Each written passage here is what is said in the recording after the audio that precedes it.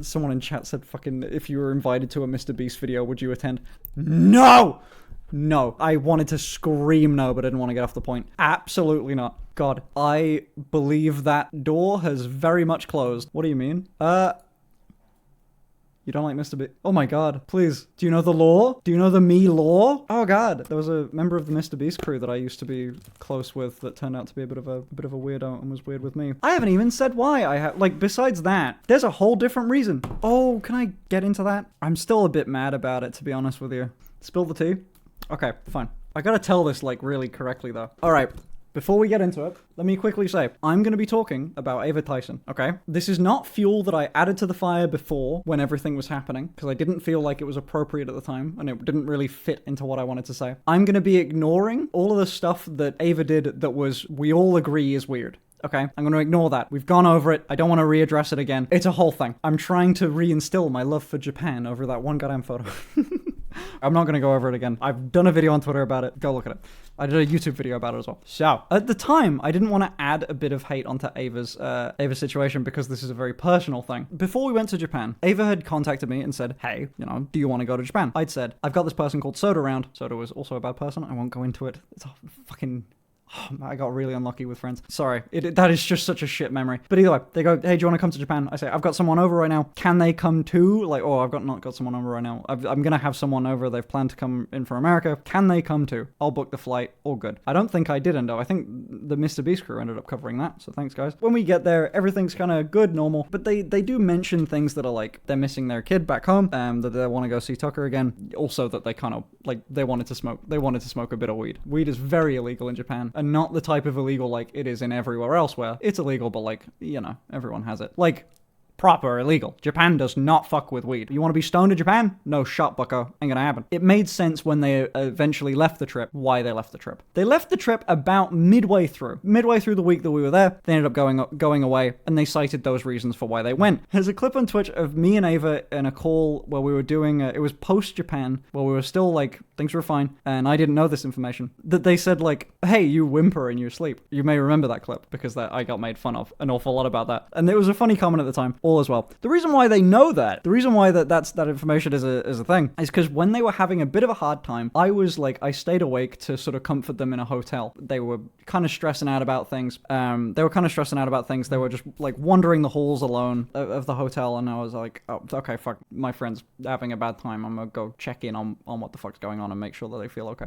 We like go back to my room, have a chat. I like lay down in bed. It's about like, it's in the AMs at this point, which is why I just fucking conked out, just fell asleep after while we were chatting. They'd sort of like petted me a bit, you know, like petted a little bit, and like whatever, affection between friends, who cares? Gross now looking back on it, but whatever. A while after the trip, I'd say about a year goes by, and on my birthday, they make a tweet that I'm not gonna be able to find now because it's been deleted. They subtweet me, and while the Soda drama was happening, that Soda was being outed as a little bit of a fucking weirdo, and they didn't want anything to do with that, and they made a tweet and they blamed me. What they said in that tweet was that they had a bit of a crush on me, and that they invited me out because of that crush. They and it was clear to them that I had feelings for the other person, which I did not, by the way. I'm not sure how they got that. I think that they were trying to make an excuse of like, oh, I just had to, it was something, it wasn't me, nothing to do with me, but it was all them. It was Finn, and them, I'm not connected at all. They're fucking, I don't know, they're fucking or something, who knows? They must like each other or something.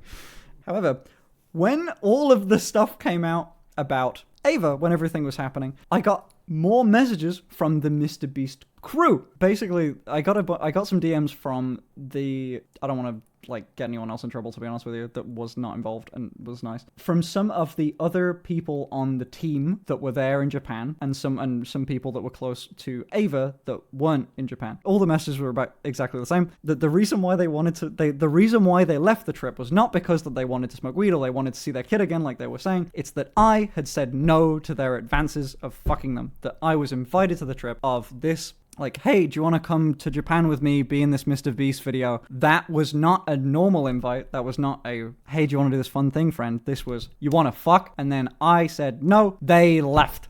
They left the trip. I thought that was really fucking gross. I thought that was a little bit grim. But yeah, it was a little gross. It was weird going into it going like, oh, you know, you could be in a MrBeast video. Like, what happened? What? Like, hey, you could be in a MrBeast video. Let's go. You know, it's the power dynamic thing of like, I don't know. It was a little weird. I didn't really clock that it was, I didn't really clock that was the reason why or anything like that. But either way, a bullet dodged, motherfucker. An ICBM dodged. My God, are you kidding? You're too autistic to see. I have missed every advance that everyone's ever made on me unless they explicitly say, hey, buddy, are you down? My dick in you. Yes, no. If I need that, and then that's fine. Then I understand. Yeah. I'm glad I got to get that off my chest, actually. Because that's been bugging me forever. Honestly, the subtweet thing didn't weird me out as much as it should. At the time, I kind of felt bad for them. And I messaged them saying, like, hey, I didn't know you felt this way about me after that little subtweet thing. I believe I did get across the message of, like, it was a bit shit to, like, try and get yourself out of this situation by throwing me under the bus. But whatever. And I didn't quite grasp the, like, I didn't know that's the reason why they left the trip, but there's someone at the MrBeast company, who also I think had or a couple people in the MrBeast company, one of which had their own issues with Ava, who actually did come out about it publicly. Now I'm thinking about it, so I could probably say their name, but I'll leave it because I don't want to throw shit their way. Wait, my first experience with Ava was that she DM'd me out of the blue and then sent an ass pic clothed within like 5 DMs. True story. Yeah, I think. Okay, a few people in my time on the internet, when I was like mingling an awful lot more as well, is that because I do sex work, people have the sort of opinion of like, by default, anything goes, of like, I'm completely fine sending Finn like pictures of my ass. There were signs, that's all, yeah.